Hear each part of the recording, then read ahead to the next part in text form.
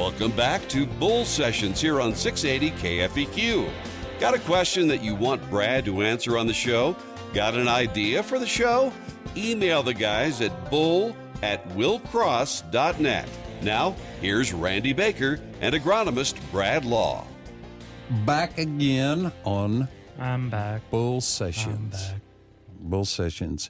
Okay, Bradley. Yes. Let's get busy. Let's get to work. Wake up. All You're right. sitting over there. You're getting much too comfortable. Oh, I can see the board. I'm in control. Miles is spoiling you rotten. Have you noticed my new timekeeper over here? Yes, I see her. Don't you have work to do? Don't you have do. like a focus on the farmer? We got Focus on the Farmer coming up right now. Right now. It's Joe and Debra Clevenger of Hamilton, Missouri. Over in Hamilton. Yeah, where Miles spent some time growing up in his early age. Going east on 36. East on 36, the other side of Cameron. Eastbound and down. Joe's been farming there for like 36 years. That's a long time. Lived there all his life. Him and Debra, they raised 3 beautiful daughters. Now, here's how we like to talk about Focus on the Farm and the farm family. Mm-hmm. One of the daughters, she's a pharmacist there in Hamilton. Come back home That's to always serve a purpose. Yeah. So good to have a small town business. another like one's a pharmacy. school teacher, Like our school teachers. and we love school teachers. See, you married one too, didn't Well, you? she's a pathologist. Yeah. Okay. And she's still trying to figure out what you do. Yes. Yeah, we all do. Let me look here. And another one that's going to school at the University of Missouri, studying ag journalism. Oh, That's cool. that is cool. That's cool. The Clevenger family, they're a good customer of NeCo Seed. So again, focus on the Clevenger family. Our hats off to you. God bless you, and we appreciate your business. All right. Well, if you have a farmer friend or farm family friend that you would like to for us to focus on, or a woman in ag you'd like us to focus on, Yes. send us an email at bull@willcross.net. Yeah. Tell us why that person should be on there, or why you like them, or what great things or cool things are they doing, or what's different. We like to hear about everything. We like cattle guys. We like, row crop guys. We like produce. We like bees. We like it all. We do. And, you can send us that email, bull@willcross.net. You can give me a call at the Seed House at 660-535-444. You can stop in. We're just on the north end of King City. And you can like us on Facebook at Will Cross Bull Sessions and send us a Facebook message and say, hey, you need to focus on my friend because they're an awesome farmer, and let us know, and we will focus on them. And you know what else we do at NeCo Seed is we sell seed. We do sell soybeans. Did you know, Randy, that the beans that I grew on my farm last year, the 79s, Yeah. They- 73, 79, Yes, glyphosate tolerant. a 3.7 maturity, Yes. hit 80 bushel 80 in my plot, bushel. in consistently hitting the 70s when I did the population trials. Those beans that I brought in had 165,000 seeds in a 50-pound Yes, bag. in a 50-pound bag. At no additional cost. That is awesome. That will get your seed costs down like $30 or less per acre if you don't push it too hard. Yeah. I mean, that if you're trying to save money, that's something that works. And I'm planting them again next year. I already got them sitting in the warehouse with my name on them. They're We got awesome. plenty of them. And that's not just a one-year wonder. I mean, these things, we've had them around for a long time. I remember when we first got that seed in, at Parent Seed Deal, it was like 4,400 seeds per pound. But I wanted those. That would have been even cheaper for me, Randy. I can't afford you now. Oh, well. Anyway, We're going back to bees. We're getting back to the bees. I was thinking about a marketing deal. I guess we could, Bradley, with the pollinating, Erin was talking about they're pollinating soybeans. For every bag they buy, we could get 100,000 bees. And you could be the one to deliver them. No. Yeah, Bradley could be in charge of that. Yeah, he could. What we do have, though, we do have a Will Cross wheat, And after wheat is a great time to plant cover crops. You know, we don't always get double crop beans, or those are high risk, high reward. But we plant a cover crop because maybe we're doing some tiling, or we're doing some dirt work, or just kind of mixing up the rotation.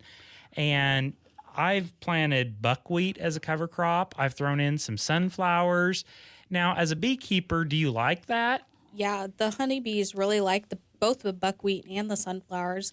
And buckwheat is sometimes, it blooms in the fall, and so the honeybees, it's one of their later food sources. And the thing with bees is they need a variety they're going to have something blooming all year round to build up their honey store. And so we want stuff in the spring and in the fall so that they've got stuff all year round. And buckwheat makes really good honey.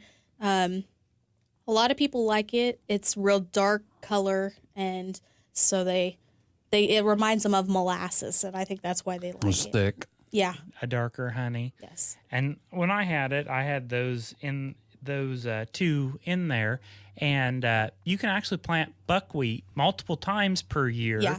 And we've had it in the spring. We've had it in the summer. We planted it after sweet corn in the cover crop plot, and it bloomed. And when it was done, then the sunflowers came on, and it was kind of neat. And you could have planted buckwheat again. Yeah. You know, so it's kind of neat to play with, that you don't have to plant it just at this one time, and you get that diversity going. Yes. So, You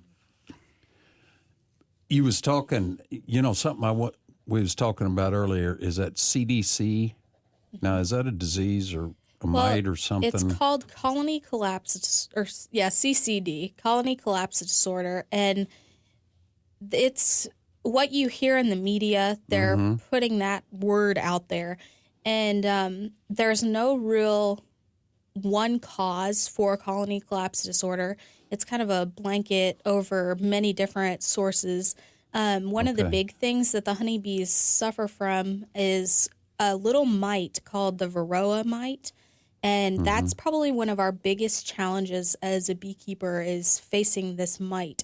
And they can cause a hive to become weak. And when they drop in numbers, then they can just take over, and it can kill out a hive.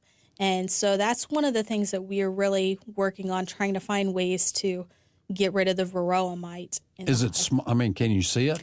You can see it. It's very, very tiny. It's almost like having a tick. It's like a tick because it attaches to the bee, but they are pretty tiny, and but they get on the bee, and it gives it a virus, and it can just weaken an entire colony.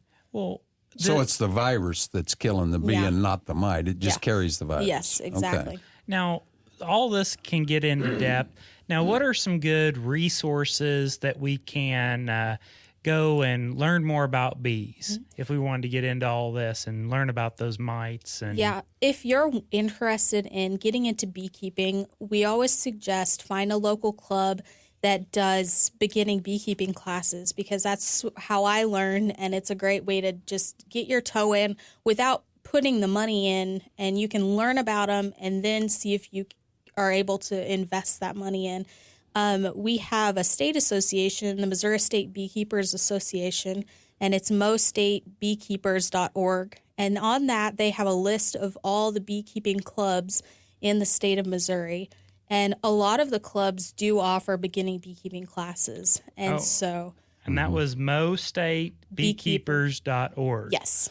Okay, so they can Google that. Yes, they can. All right. And you can join the Missouri State Beekeepers also. It's only $10 to join. And it's a great organization to connect you with other beekeepers from across the state. And they do two conferences, one in the fall that has big name speakers in the beekeeping industry, and a banquet. And then in the spring, they're offering a learning day where they're doing more hands-on inside the hive and learning. So you can do things so you don't end up getting stung so much. Yes, and so you could try to keep your bees alive. Keep your bees alive Yep. and do not get stung as Yes. much. That would be very important things to learn.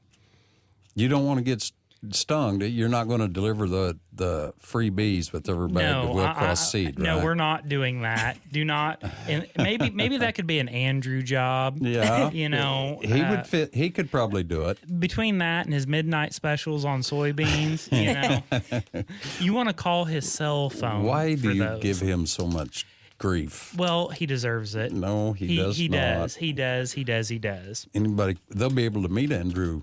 Yeah, or they could call him. They go to one of these phone shows. I could give out his cell phone number. No, you can't. No, you cannot.